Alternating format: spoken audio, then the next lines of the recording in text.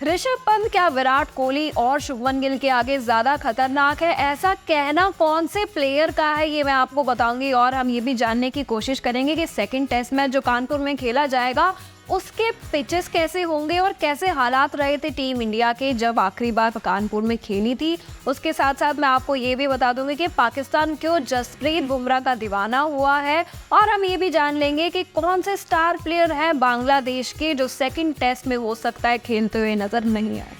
चलिए, तो सबसे पहले जो है वो ऋषभ पंत की बात करते हैं और अजय जडेजा का ऐसा मानना है, उनका स्टेटमेंट बता देते हैं। उनका कहना है कि I think every team must be scared of Rishabh Pant considering his consistency in test cricket. कहीं ना कहीं उन्होंने ये कहा है कि देखिए, शुभमन गिल आते हैं, विराट कोहली आते हैं फील्ड पे और अपना काम करके चलते बनते हैं, लेकिन जब ऋषभ पंत आते हैं तो जितना जल्दी हो सके उतना जल्दी बॉलर्स को उनका विकेट निकाल लेना चाहिए, क्योंकि अगर ऐसा करने में नाकामयाब होते हैं तो Rishabh Pant through out the game आपको भगाते हुए नजर आएंगे। और ऐसे ही जो है वो बांग्लादेश के खिलाफ हमें देखने को मिला था पहले टेस्ट मैच में दूसरी पारी में चेन्नई के मैदान में। अभी काम करते हैं, कंपैरिजन कर लेते हैं इन बिग थ्री का। शुभमन गिल, विराट कोहली और ऋषभ पंत कैसे नजर आते हैं। टेस्ट की अगर हम बात करते हैं तो ऋषभ पंत ने 34 मैचेस में 2414 रन जड़ दिए हैं। बेस्ट है 159 का, एवरेज है 44.80 और 6 सेंचुरीज इसमें शामिल हैं।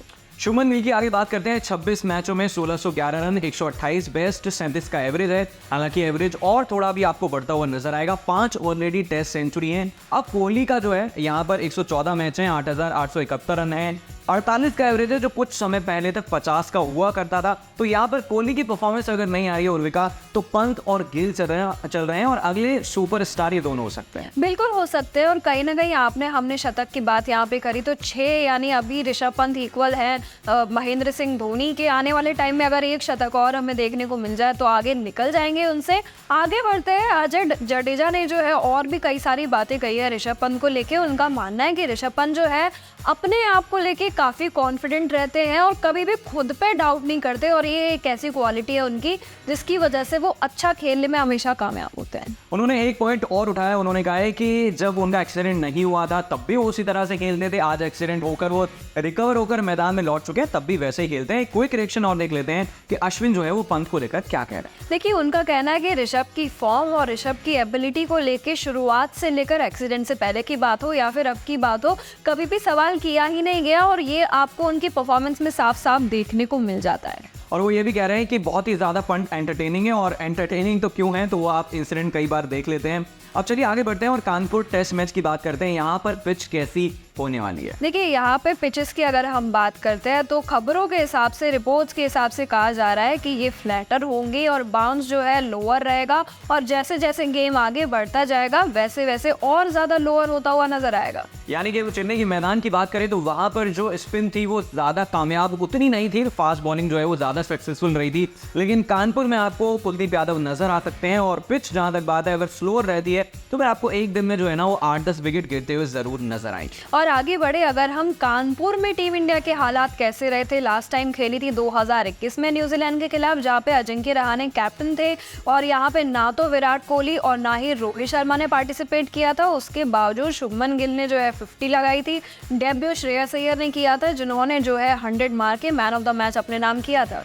और मैच जो है ये ड्रॉ रहा था। अब आगे बढ़ते हैं और बात करते हैं जसप्रीत बुमराह का पाकिस्तान दीवाना क्यों आए। बासित अली का जो स्टेटमेंट है वो कुछ यूं है कि the Indian bowling unit is so impactful that they are on level with pacers Wasim Akram, Shoaib Akhtar and Waqar Younis. वो ये भी कह रहे हैं कि शमी नहीं खेल रहा है, लेकिन उसके बावजूद टीम इंडिया में कोई फर्क ही नहीं पड़ रहा है। बिल्कुल, और कहीं ना कहीं उन्होंने इंडिया की बॉलिंग अटैक की तारीफ करी है, कहा है कि ये इतना स्ट्रांग है कि कोई भी कंटेंडर इवन आके सामने खड़ा हो जाता है, उसके बावजूद इंडिया जो है बाजी मार सकती है बॉलिंग में। एक बार हम कंपैरिजन कर लेते हैं जसप्रीत बुमराह और वसीम अकरम का, देख लेते हैं कि इनके मैचेस कैसे नजर आते हैं टेस्ट में।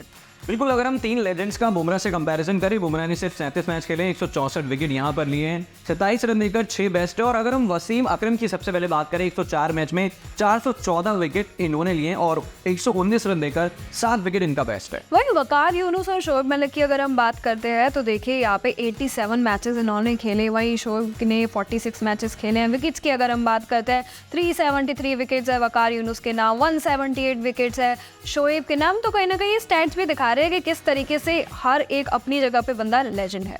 चलिए और बुमराह की बात करी जाए, बांग्लादेश के खिलाफ पहली इनिंग्स में 4 विकेट लिए, दूसरी इनिंग्स में जो है वो 1 विकेट लिया था और उस समय उन्होंने विकेट लिए थे जब चेन्नई में कड़कड़ा जो धूप थी वो बहुत ज़्यादा तेज थी। और इसको लेकर अश्विन ने भी एक चीज़ मेंशन करी थी कि 145 किलोमीटर प्रति घंटे की रफ्तार से अगर कोई बॉलिंग कर रहा है इतनी धूप में, तो भाई वो भी अल्टीमेटली कोहिनूर है इंडिया का। वही स्टीव स्मिथ की अगर हम बात करते हो तो उन्होंने भी जसप्रीत बुमराह को लेके बात रखी है। उनका कहना है he is a wonderful bowler, whether I face him with a new ball, slightly older ball or even the older ball।